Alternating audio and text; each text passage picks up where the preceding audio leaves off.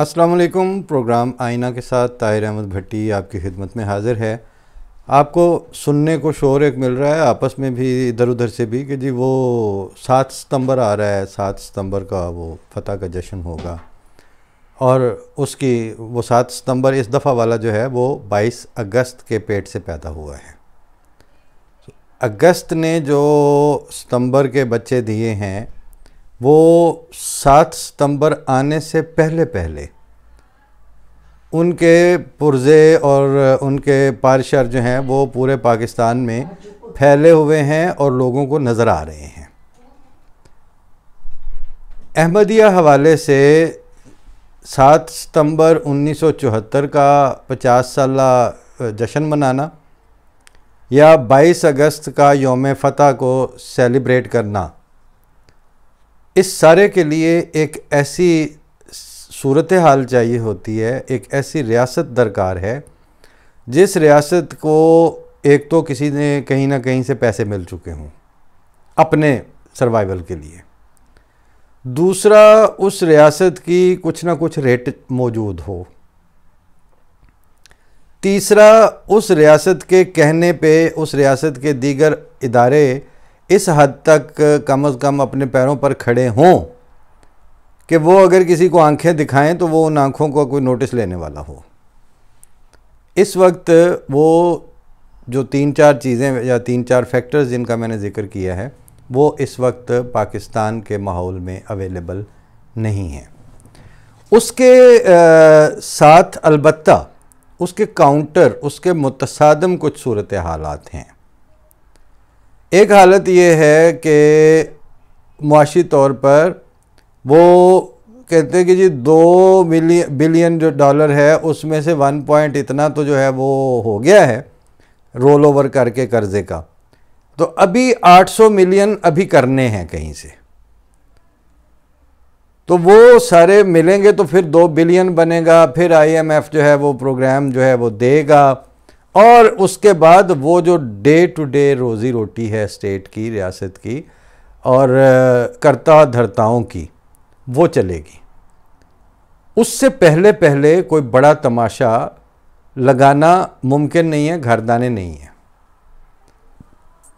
दूसरे नंबर पर अभी 7 सितंबर में तो अभी हफ्ता बाकी है ना,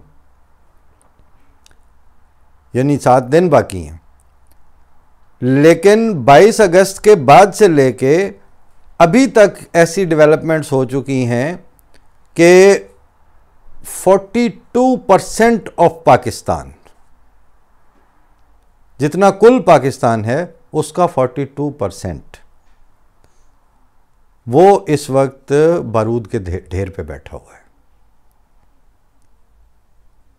और वो जो ग्रीवेंसेस थे उनको सेटल करने के ना करने के 70 साल जो हैं वो रिकॉर्ड पे हैं और सेनेट में ये तकरीरें हो रही हैं कि इधर आए ना वो कोर कमांडर थे, इधर आए ना IGFC का, तो वो बैठ के ज़रा सेनेट में हमें बताएं ना कि जनाब रियासत में हुकूमत तो थी नहीं वहाँ पे, ये सुपुर्द तो 20 साल से आपके था, तो फिर ये सारा कुछ कैसे हो गया।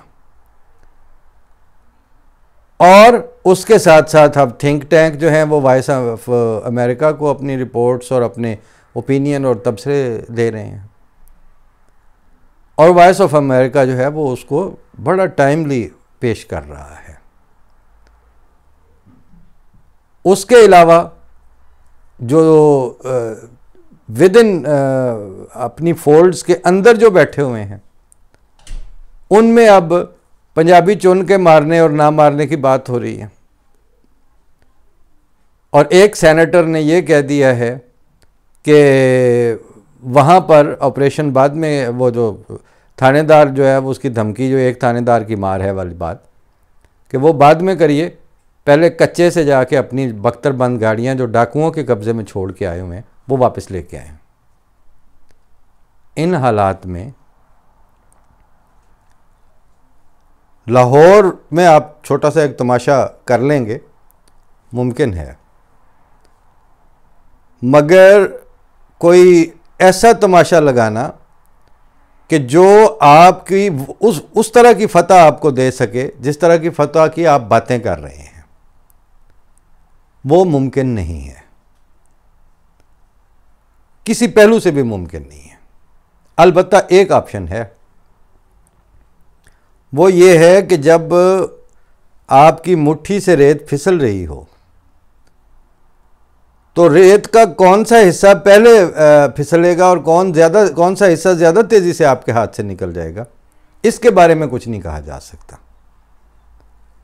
रियासत का 42%, मुल्क का 42% सूबा उसने तो जिता दिया है और अभी तक फैसला नहीं हो पा रहा कि अब क्या करना है। कहते होंगे अंदर खाने, लेकिन जिस तरह की भी वो बात लेके आएंगे, यूनानिमसली तकरीबन तमाम के तमाम आपके मुबस्सरीन भी, आपके दानिश्वर भी, आपके मीडिया एंकर्स भी, वो सारे के सारे ये कह रहे हैं कि ये बातें तो हम कई दफ़ा सुन चुके हैं। तो इसका मतलब है कि जो थ्रेट 22 अगस्त और 7 सितंबर के दरमियान मटेरियलाइज होके टेंजिबल शक्ल में हाथ लगाने वाली रियलिटी के तौर पर आपके सामने आया है, उसका इलाज इस वक्त तक अभी तक ना वज़ीर आज़म पेश कर सके हैं, ना चीफ ऑफ आर्मी स्टाफ पेश कर सके हैं, ना दीगर फैसला साज कर सके हैं, और वज़ीर दाखिला की तो भद उड़ाई जा रही है। अच्छा, वज़ीर दाखिला का ये जुमला मैं आपको बताना चाहता हूँ कि ये कहाँ से आया है। मुनीर इंक्वायरी रिपोर्ट जो है ना, वो पढ़ी हुई है इन्होंने। जस्टिस मुनीर इंक्वायरी रिपोर्ट में ये बात लिखी है जस्टिस कियानी और जस्टिस मुनीर ने 53 वाले फसादात के हवाले से, जो अहमदियत के ख़िलाफ़ ऑर्गेनाइज्ड कैंपेन चली थी।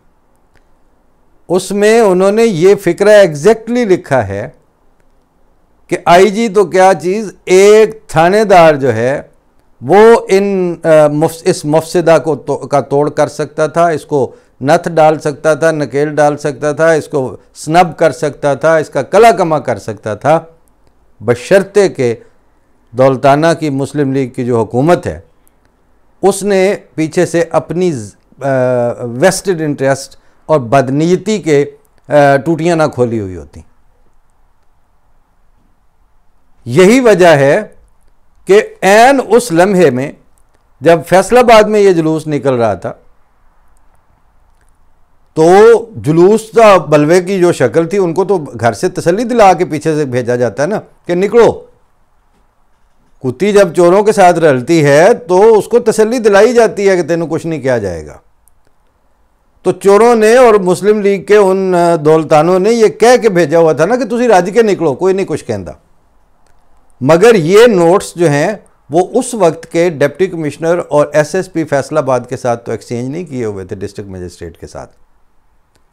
तो वो जब उन्होंने पहली लाइन लगाई है चंद सिपाहियों के साथ और वो राइफलों के साथ, तो ये भी उसमें कोटेड है कि उन्होंने कहा कि हाँ जी सर, कब हवाई फायर। उन्होंने कहा हवाई फायर, मरकज़ या लाहौर वाला जो हेडक्वार्टर है वो तो है दूर। फैसलाबाद उस वक्त इस तरह का नहीं था, डबल रोड और इस तरह वाला, वो तो सड़क पे पड़ गए तो 4 घंटे बाद ही पहुंचेंगे। 53 वाले फैसलाबाद और 53 वाले लाहौर की बात कर रहा हूँ। और ना कोई इस तरह की थे कि आप हर वक्त, मतलब व्हाट्सएप तो नहीं थे, वायरलेस ही थी उस वक्त, वो भी उसी लेवल के जो उस ज़माने के थे गैजेट्स।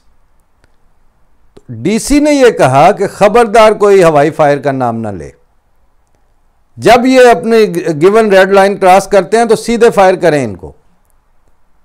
मैं अगर इस वक्त हवाई फायर का ऑर्डर दूं और ये दरिंदे मौलवी जो है ये ऊपर चढ़ दौड़े, मेरी पहली लाइन क्रॉस हो जाए और पहले वो सिपाही मारे जाए, तो पीछे हमारे पास इतनी फोर्स ही नहीं है। So he ordered the direct fire, और साथ उसने होम सेक्रेटरी को कहा कि हमें एयर कवर भी दो लाहौर में। बाद में जब रिपोर्ट्स छपी तो पूरे पंजाब में सिर्फ ज़िला फैसलाबाद था जहां पे अब बदअमनी नहीं फैलने दी गई थी। और उस डिप्टी कमिश्नर को जिसने अभी दौलताना से, बदनीयत लीडरशिप से ओपिनियन और हिदायत लेके कच्चे पक्के तोती में पेशाब करने वाले फैसले नहीं किए थे, बल्कि डीसी वाला फैसला किया, जो ज़िले का मालिक होता है, जिसके जो इंतज़ामिया के लिहाज से वो जवाबदेह है, जान माल के तहफ़्फ़ुज़ और रियासत की रेट उसकी जिम्मेदारी है। उसने डिप्टी कमिश्नर वाला फैसला किया, और फिर जब ये सारा कुछ कवर हो गया तो साल 2 साल बाद उसकी प्रमोशंस भी हुई, और उसको इस बात पर तारीफ़ी असनाद भी दी गई। वो वाला अफसरों वाला स्टफ़ अब कहीं नहीं है। वो तो एक डिस्ट्रिक्ट मजिस्ट्रेट था, अब तो आपका चीफ जस्टिस उस लेवल पे नहीं है। अब तो आपके सुप्रीम कोर्ट के जजेस, हाई कोर्ट के चीफ जस्टिसेस, ये लोग जो है वो मुलवानों के तैयार करदा जो बार काउंसिलें हैं, उनके डंडे के नीचे फैसले दे रहे हैं, उनकी थ्रेट्स के ताबे वो दफात डालते और दफात निकालते हैं। सो अब वो एक तो वो प्रैक्टिकल नहीं है वो सूरत हाल। अलबत्ता मज़ीद जो आगे अभी 7 सितंबर तक मुझे भी आपको बहुत सी बातें बतानी है। मुझे जो मेन बात बतानी है वो ये है कि ये जश्न फ़तह तो है, मैं भी इसको मानता हूँ, लेकिन ये फ़तह अहमदियत पर नहीं है। इन बदबख्तों ने और इन बदजातों ने अपनी रियासत के इदारों को फ़तह किया है नाम अहमदियत का इस्तेमाल करके, और एग्जैक्टली यही बात थी जो जब ये काफिर करार दे के पूरे अखबारों के मुंह काले किए हुए थे, कादियानियों दायरा इस्लाम मुर्तद खारिज कर दिया, बदतर फिरके एक तरफ फला फला। उस वक्त खलीफतुल मसीह सालिस जो तीसरे इमाम जमात अहमदिया थे, उन्होंने यही फरमाया था कि जमात का तो ये कुछ नहीं बिगाड़ सकेंगे, अपने पैरों पर कुल्हाड़ी मार लिए हमेशा के लिए। और बाद में इमाम जमात अहमदिया जो बने मिर्ज़ा ताहिर अहमद साहब चौथे खलीफा, उन्होंने भुट्टो को खुद ये कहा था कि तुमने आइन में वो सुराख कर दिया है, आइन का जो पुश्ता था जिसके पीछे कौम ने ज़िंदा रहना था, और आपकी वतनीयत और रियासत की हिफाजत आइन करते हैं, आइन के पुश्ते में आपने वो सुराख कर दिया है इस दूसरी तरमीम के ज़रिए, जहाँ से मुल्ला दाखिल होगा आपके आइनी स्ट्रक्चर में और आइनी इदारों में, और फिर आप जो मर्ज़ी कर रहे हैं ये अपनी जगह पर नहीं रुकेगा। फिर चश्मे फलक ने, अदबी इस्तिलाह में कहते हैं, चश्मे फलक ने वाकई वो दिन देखा कि चीफ़ जस्टिस ऑफ पाकिस्तान को मुलवाने उसकी कमरा अदालत सुप्रीम कोर्ट के रूम नंबर 1 में नंगी थ्रेट्स कर रहे हैं, और वो घिघिया और मिनमिना के कहता है मौलवी फजलुर रहमान से, मौलाना आप इनको समझाएं, और वो खचरी हंसी के साथ कहता है माई लॉर्ड ये तो आपकी अदालत है। फिर माई लॉर्ड चैम्बर में घुसते हैं, और फिर चैम्बर में ये पीछे जाते हैं, और फिर वहाँ से फ़ैसला आ रहा है। उसको फ़ैसला नहीं कहते, वो आपने सुप्रीम कोर्ट के सरेंडर का डॉक्यूमेंट है जो अनाउंस किया था। तो वो 22 अगस्त का फ़ैसला एक रियासत के बहुत बड़े सुतून के इन्हिदाम के जश्न का फ़ैसला है। वो जश्न मनाया जा रहा होगा, फ़तह हुई है, लेकिन मुल्लायत सुप्रीम कोर्ट ऑफ पाकिस्तान को मुनहदिम करने की फ़तह का जश्न मना रही है। और जो 7 सितंबर 1974 की जुबली आपने 50 साल मनानी है, वो आपने पूरे पाकिस्तान में कठ मुल्लायत का, अपनी नस्लों की जहन साजी के लिए उनमें नफ़रतों का और इलॉजिकल बिहेवियर का जो जहर घोल के भरा है, उनको जो टीके लगाए हैं नॉनसेंस के, जिसके नतीजे में वो परवान चढ़ी हैं। ये जो मेंटली क्लोनिंग करके उनको आपने पेश किया है दुनिया में, जिसके लिए अब वो इस जियोग्राफिकल बाउंड्री ऑफ पाकिस्तान के अलावा पूरी दुनिया के लिए मिसफिट हो चुकी है। ये आपकी प्रेजेंट जनरेशन, जिनके ऊपर आप फुदक और नाच रहे हैं। वो जश्न पाकिस्तान की नस्लें बर्बाद करने का जश्न है। इन द मीनवाइल जिन जिन इंडिकेटर्स का मैंने नाम लिया है, आपके इकोनॉमिक इंडिकेटर बुझे हुए हैं, बिल्कुल उनमें कोई रमक, ऐसे इतना पता है कि यहाँ कभी इंडिकेटर्स हुआ करते थे, वो अब जल बुझ के चमक भी नहीं दे रहे। टोटली डिपेंडेंट मईशत के साथ आप बैठे हुए हैं, और उसी पाकिस्तान में हम कतई तौर पर खुद मुख्तार और अपने पैरों पे खड़े हैं। कुछ नहीं आपसे मांगते, कुछ भी नहीं आप देने क्या जोगे हैं आप। अभी कल की खबर जी, नवाज शरीफ फिर इलाज कराने उत्थे जा रहे, धी उत्थे वजीर आला है, पूरे पंजाब में उन्होंने हॉस्पिटल कोई नहीं लभ रहा।